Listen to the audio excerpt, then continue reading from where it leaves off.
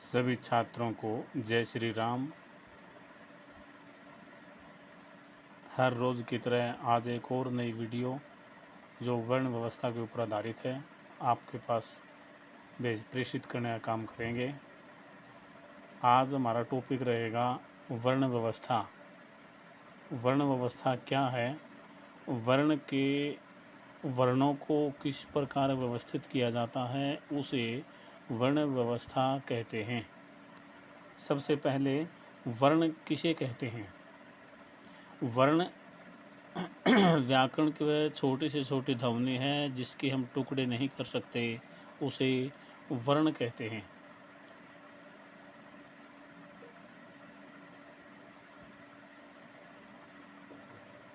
इसे अक्षर भी कहा जाता है। वर्ण अथवा अक्षर भी इसको कहा जाता है। अब इससे पहले से इसमें स्वर और व्यंजन आते हैं। स्वर किसे कहते हैं? स्वर किसे कहते हैं? स्वर में सबसे पहले इसकी हम परिभाषा देंगे।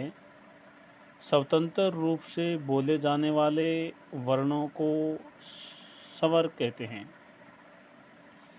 स्वतंत्र रूप से बोले जाने वाले वर्णों को स्वर कहते हैं। स्वर टोटल 11 हैं। इसमें कुल मिलाकर के जितने भी स्वर हैं, इसमें आगे इनके प्रकार बताएंगे। ए, आ, ई, हर्स्व ई, दीर्घ ई, हर्स्व उ, दीर्घ उ, ए, ऐ, ओ, औ, ये सभी स्वर आते हैं। थोड़ी सी दिक्कत है भाई स्वास्थ्य में। आपके लिए हम वीडियो प्रेषित कर रहे हैं, इसके लिए आप थोड़ा सा सब्सक्राइब करें, लाइक करें। स्वर, इसे स्वर जो हैं 3 प्रकार के होते हैं। हर्स्व स्वर, दीर्घ स्वर और प्लुत स्वर। हर्स्व स्वर किसे कहेंगे? जिन वर्णों का उच्चारण केवल एक इकाई के, जिन वर्णों के उच्चारण में एक इकाई के बराबर समय लगे उसे हर्स्व स्वर कहते हैं। जैसे ए, हर्स्व ई, हर्स्व उ और री। ठीक उसी प्रकार दीर्घ स्वर किसे कहेंगे? जिन वर्णों के उच्चारण में एक इकाई से दुगना समय लगे उसे दीर्घ स्वर कहते हैं। और उसमें आ, दीर्घ ई, दीर्घ उ, री, ए, ऐ, ओ, औ आ जाते हैं। प्लुत स्वर किसे कहते हैं? जिन वर्णों के उच्चारण में एक इकाई से 3 गुना समय लगे उसे प्लुत स्वर कहते हैं। उसमें जैसे ए का 3 गुना समय इसके अंदर लगेगा।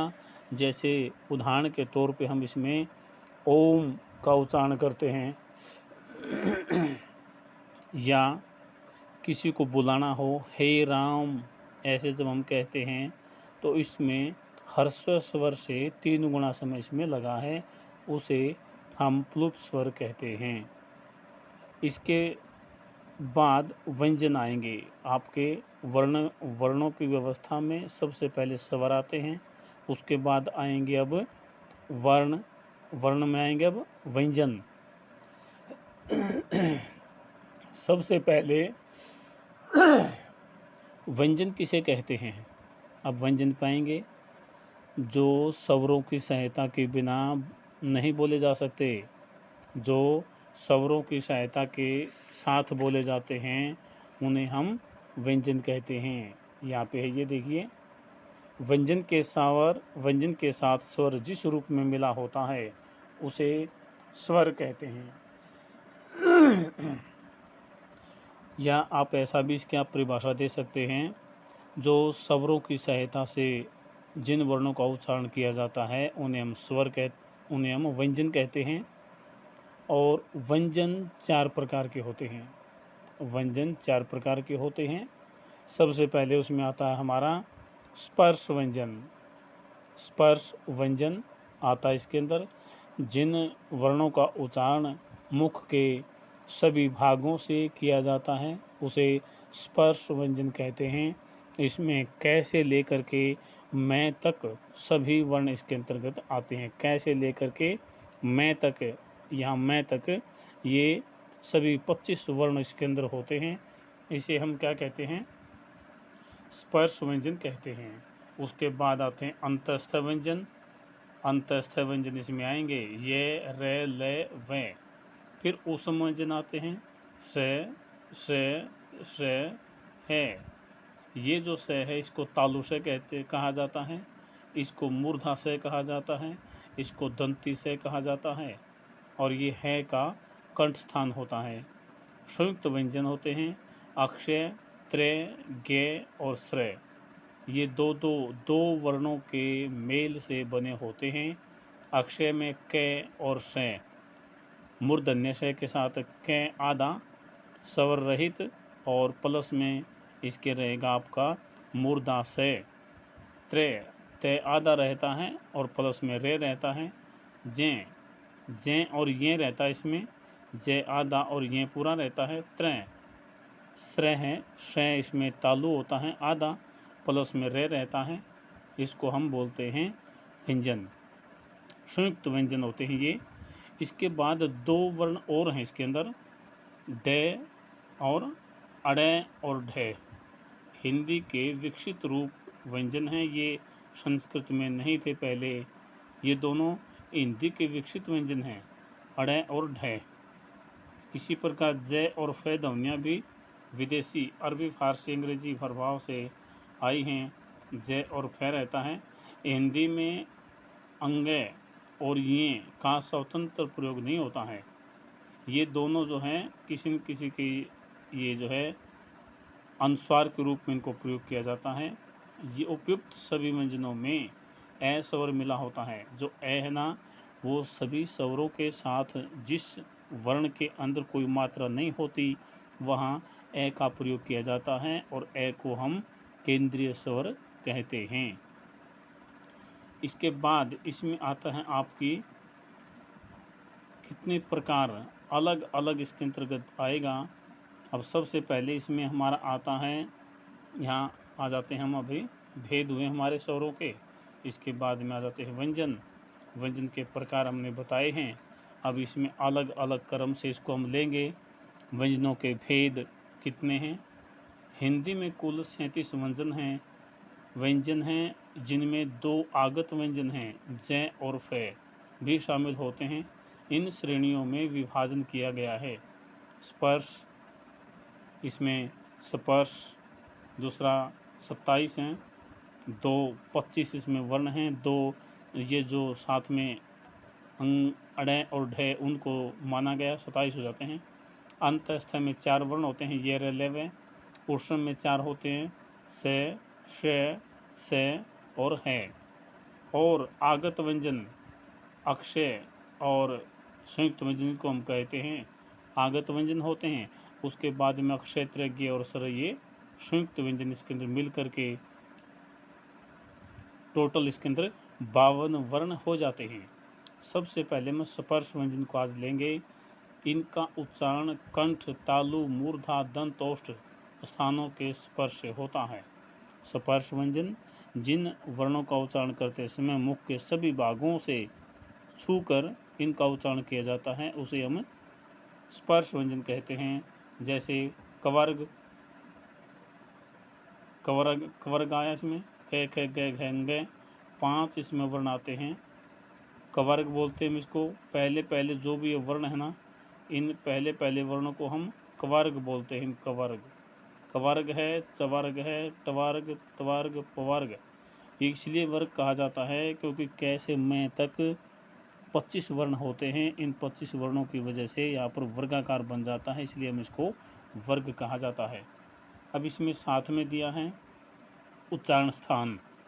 उच्चारण स्थान के लिए हम अलग से वीडियो बनाएंगे इसमें कल, और यदि आप चाहते हैं तो अभी भी हम इसको कर सकते हैं, साथ में हम कर सकते हैं। एक इनकी हमें 8 लाइनें बताएंगे, आपको कल बताएंगे इसकी इन उच्चारण स्थानों के ऊपर कल एक वीडियो अलग से बनाएंगे। वो वीडियो आपके लिए लाभप्रद होगी। आसानी से सिर्फ 8 और 9 लाइनें लिखेंगे, उन्हीं में सभी वर्णों का उच्चारण स्थान आपको उन्हीं के द्वारा माध्यम से आप उनको याद कर पाएंगे आसानी से। प्रत्येक वर्ग का पंचम वर्ण अंग, ये, अणे और न। अंग, ये, अणे और न में व्यंजनों का उच्चारण नासिका के साथ अर्थात इनको हम अनुस्वार कहते हैं और अनुस्वार कहते हैं। ये सभी नासिक के वर्ण होते हैं। ढ और अण वर्ण शब्द के आरंभ में नहीं आते हैं ये, लेकिन मध्य और अंत में इनका प्रयोग होता है। जैसे पढ़ना, पीड़ा, बड़ा, पढ़ना, पीड़ा, पीड़ा, बड़ा। ये किसी भी अर्थ को बताते हैं। ये किसी भी शब्द के शुरुआत में नहीं आते हैं। अड़ और ढ का अंतर समझना भी महत्वपूर्ण है। डाकू, निडर और सड़क, कीचड़।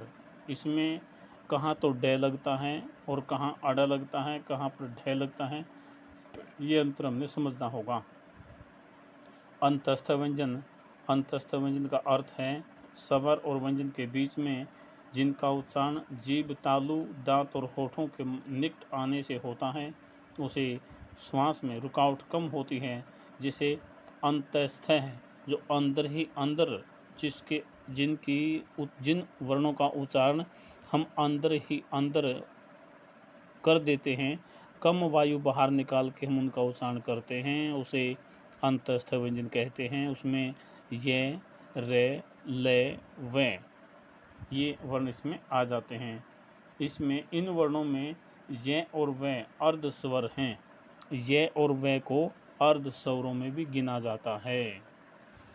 इसके बाद आप आ जाएंगे आगे ऊष्म व्यंजन, जिनका उच्चारण रगड़ या संघर्ष से उत्पन्न वायु से होता है, उसे स,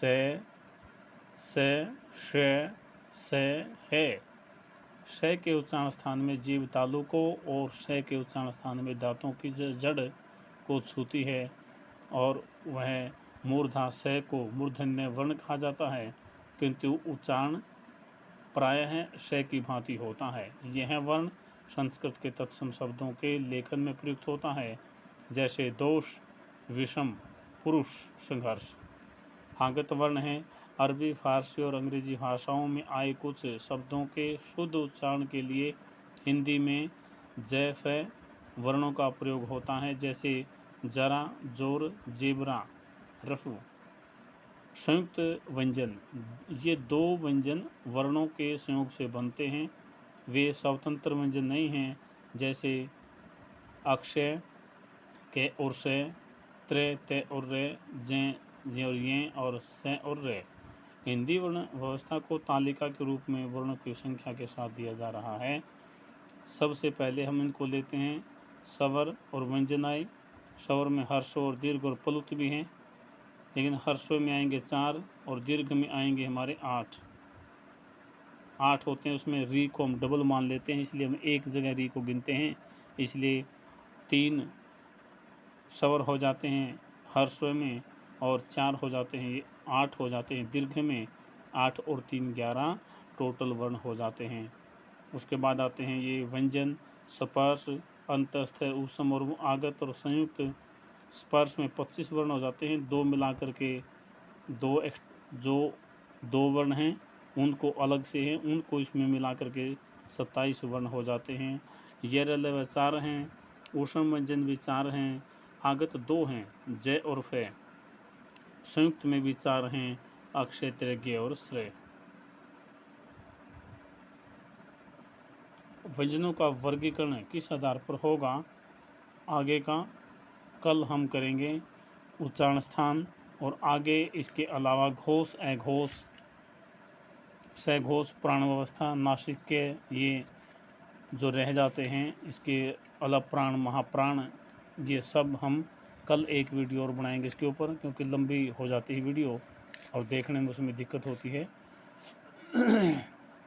सभी बच्चों से ये हम कहते हैं कि जहाँ तक वीडियो आप देख रहे हैं, पूरी वीडियो को आराम से देखें, समझें। आपकी व्याकरण पूरी कराई जाएगी, उसके बाद लेसन कराए जाएंगे। आप इसको पढ़ करके सब्सक्राइब करें और लाइक करना ना भूलें। ये आपकी जिम्मेदारी होगी और सभी इसको ज़्यादा से ज़्यादा अपने जितने भी साथी हैं सबके पास शेयर करें, ये आपका दायित्व है। इन्हीं शब्दों के साथ हम अपनी वाणी को विराम देते हैं। कल तक के लिए सभी को जय श्री राम। कल एक नई वीडियो और आपके साथ भेजेंगे। यहाँ तक कि सभी वीडियो को देख करके अपनी व्याकरण को मजबूत बनाएं। जय श्री राम।